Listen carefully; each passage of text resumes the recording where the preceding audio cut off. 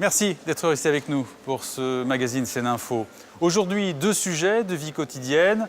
Tout d'abord, un point sur le véhicule électrique et les bornes de rechargement qui se font rares en dehors des villes.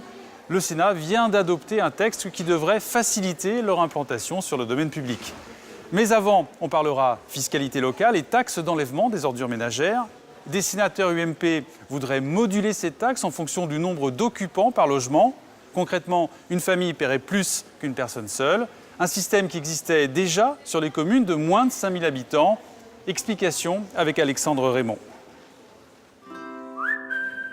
Franconville, ses pavillons, ses rues et ses poubelles. Dans cette commune du Val d'Oise, monsieur et madame Cahu payent chaque année une taxe sur les ordures ménagères, inclus dans leur impôt foncier. Bon, si on prend 2012, voilà. 197 €. 197 € pour une maison de 5 pièces en 2012. Un impôt qui a faiblement augmenté dans cette commune de 35 000 habitants, mais ce n'est pas le cas partout. Dans d'autres départements, les ménages ont vu leurs factures largement augmenter pour financer le recyclage des déchets et la mise aux normes d'incinérateurs. En 20 ans, la taxe sur les ordures ménagères a quadruplé sur l'ensemble du territoire. Actuellement, la taxe sur les déchets est liée à la valeur locative de votre bien. La proposition de loi du sénateur UMP Philippe Dallier la rendrait variable selon le nombre de résidents par foyer. Une démarche qui existe pour les communes de moins de 5000 habitants. Dans les rues de Franconville, ce projet est plutôt bien accueilli.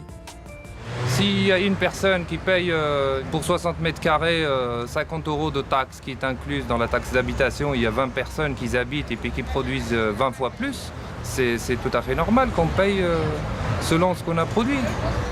Le sénateur maire de la ville partage cet avis. Il a co-signé la proposition de loi. Ça devient tellement une facture importante pour les foyers que je pense qu'eux-mêmes vont le demander. Je veux bien payer une taxe pour un service vraiment rendu et pas forcément pour le service du voisin. Ça devrait permettre d'introduire un peu plus de justice, je dirais même d'humanité sur l'assiette de cette taxe.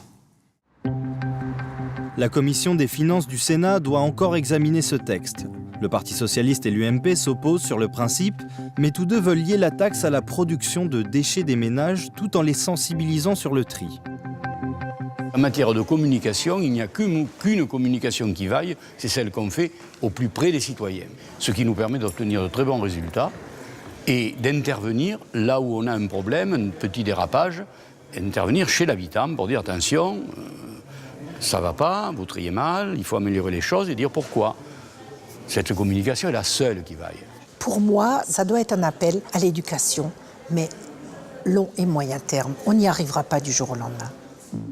L'association UFC Que Choisir ne veut plus que l'on s'arrête à la pédagogie. Elle milite depuis de nombreuses années pour une taxation incitative qui serait fonction du poids des déchets par foyer ou du nombre de poubelles collectées. Cette proposition aujourd'hui est intéressante, mais elle n'est pas suffisante. Pourquoi ? Parce qu'il est nécessaire de fixer aujourd'hui la fiscalité sur les ordures ménagères en fonction de la quantité produite par les ménages, la quantité de déchets produites par les ménages. Et ça, c'est essentiel si aujourd'hui on veut inciter les consommateurs à mieux trier leurs déchets. En 2009, la loi du Grenelle de l'environnement imposait déjà la généralisation de la taxe incitative. Sans grand succès pour l'instant, à ce jour, seuls 6,5% de la population y est assujettie. À bord d'un véhicule électrique, la recharge de la batterie vire parfois à l'obsession. La France ne compte que 8000 bornes et quasiment pas dans ses campagnes. Pour aider à développer ce réseau, le Sénat vient de voter un texte qui permet à l'État et aux opérateurs privés d'installer des bornes sur le domaine public sans payer de redevance. Explication avec Michael Spitzberg au départ de Nice. Depuis 2 ans, Isabelle Rivière ne jure que par la voiture électrique. Un coup de foudre qui l'a même propulsée à la tête de l'AVEM, l'association pour l'avenir du véhicule électromobile. Et au-delà du plaisir de conduite, c'est une démarche éco-citoyenne. Ce qui est important, c'est l'impact santé pour moi. J'y accorde vraiment une importance primordiale. Je ne pollue pas de pollution aux particules, pas de PM10, voilà. Donc je me fais plaisir et je fais un cadeau à mon entourage. je participe à une meilleure qualité de vie. Domiciliée dans l'arrière-pays niçois, Isabelle ne craint pas la panne de son véhicule électrique grâce à la technologie du frein régénératif. J'ai exactement le même kilomètre d'autonomie que lorsque l'on est parti de chez moi. Depuis, on a dû rouler 70 km. Voilà, ça c'est la véhicule électrique. J'aime trop ça. Et en ville, aucun souci pour trouver des bornes de recharge. En fait, on en a 346 à 400 mètres, à 700 mètres. Vous avez vu Nice quand même, classe. Regardez.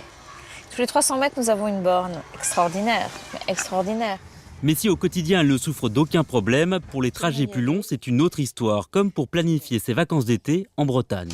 Il y en a à Pont-l'Abbé. Ça, je sais qu'on a de la borne à Pont-l'Abbé. Donc là, j'essaie de voir si c'est jouable. Et c'est un petit peu compliqué. Il faut calculer. Alors, déjà, je sors de Paris, je vais jusqu'où? Ensuite, est-ce que j'atteins Rennes? Je m'arrête 2 fois, je déjeune où? Un manque d'infrastructure qui explique la difficulté du véhicule électrique à s'imposer en France.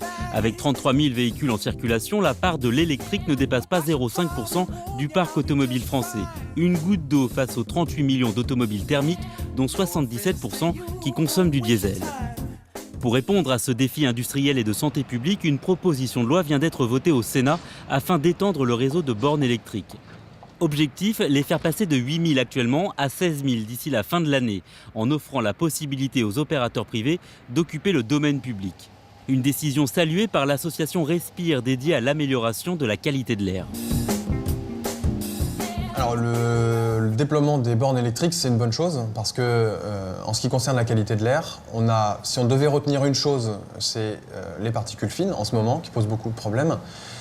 On a un seuil qui est de 50 microgrammes par mètre cube et on est bien au-delà. C'est-à-dire qu'il y a 16 agglomérations qui sont hors normes en France qui ne respectent pas ce seuil de 50 microgrammes. Pour aller plus loin et relancer le marché de la voiture électrique en baisse, le gouvernement a décidé de remonter le bonus écologique à 6 300 € par véhicule dès le 1er juillet. Des mesures approuvées par les écologistes qui réclament tout de même une mixité énergétique. Faisons attention à l'équilibre des filières. Donc ne mettons pas la totalité de nos moyens sur la filière électrique. On sait quand même que sur les batteries, on a des questions environnementales posées. C'est des terres rares, des métaux rares. Est-ce qu'à l'échelle mondiale, c'est jouable si tout le parc était un parc électrique? Voilà une vraie question posée par exemple. Reste qu'avec 16 000 bornes fin 2014, le projet électrique du gouvernement porté par Arnaud Montebourg demeure très en retrait de ce qui avait été imaginé un temps, 400 000 bornes, soit une tous les 30 km.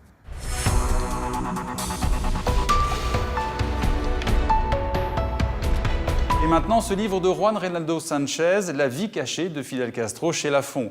Après 17 ans comme garde du corps présidentiel, l'auteur a été désavoué, torturé et jeté en prison. Après avoir réussi à fuir la Havane, il dénonce par écrit le quotidien du leader Maximo, des yachts de luxe, des maîtresses et des enfants cachés, une île secrète paradisiaque, une fortune estimée à 900 millions de dollars, tout sauf un tableau communiste. Le lieutenant-colonel, déçu et en colère, dénonce aussi les intrigues politiques de Fidel Castro, qui a hébergé à Cuba la plupart des groupes terroristes de la planète, comme l'ETA basque ou les FARC colombiennes. Selon l'auteur toujours, lui et son clan ont fait de cette île une véritable ferme, usine à dollars personnels. Fidel Castro est décrit comme un homme obsédé par sa sécurité, comme tous les dictateurs, qui se promènent avec un sosie et 2 gardes du corps du même groupe sanguin. Et pour l'anecdote, pour mieux le protéger, ces hommes ont étudié de près un attentat français, celui du général de Gaulle, en 1962 au Petit Clamart.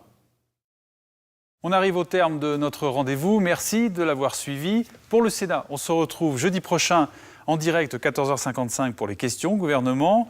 Pour l'Assemblée, ce sera dès mardi, même heure. D'ici là, bon après-midi sur France 3.